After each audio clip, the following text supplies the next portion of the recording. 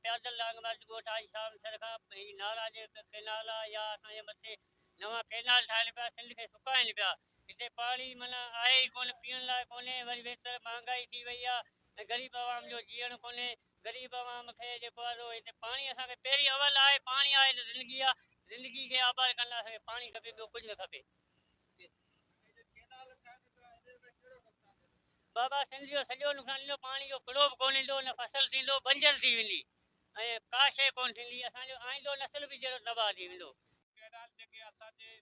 सिंधु दरिया जे पाणी मां कढी रहिया आहिनि असांखे सिंध सुकाइण सिंध बर्बाद करण जे जेको ही इन्हनि मनसूबा ठाहिया आहिनि ऐं असां कॾहिं बि सिंध बर्बाद करण न ॾींदासीं इल्तिजा न ॿुधी वई त इन खां बाद में जेको आहे असां पाणी फुड़ो बि कोन ॾींदासीं ऐं पंहिंजी जान बि ॾींदासीं असां जंग बि जोटींदासीं इन खां बहितर आहे त असां इल्तिजा बि करियूं ही असां पूरा मन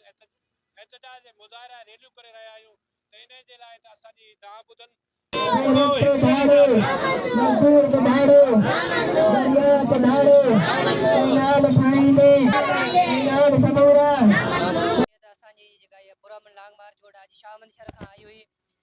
खादम अली शहर जी अॻुवाणीअ में असां हिते सिर्फ़ु इन ॻाल्हि जे लाइ आया आहियूं त पाणी जी आपो आहे कैनाल जेके मथे ठहनि पिया पंजाब में चोलिस्तान ते जेके 6 कैनाल ठाहिनि पिया इहे असां इन्हनि जे सख़्तु मुखालिफ़ आहियूं असां इनजी सख़्तु मुखालिफ़त कयूं था असां हुकूमत खे चऊं था त असां पुरअमन तरीक़े सां इहो वाज़ह ॻाल्हि करणु चाहियूं था त इहे कैनाल ठहंदा त सिंध जी तबाही थी वेंदी सिंध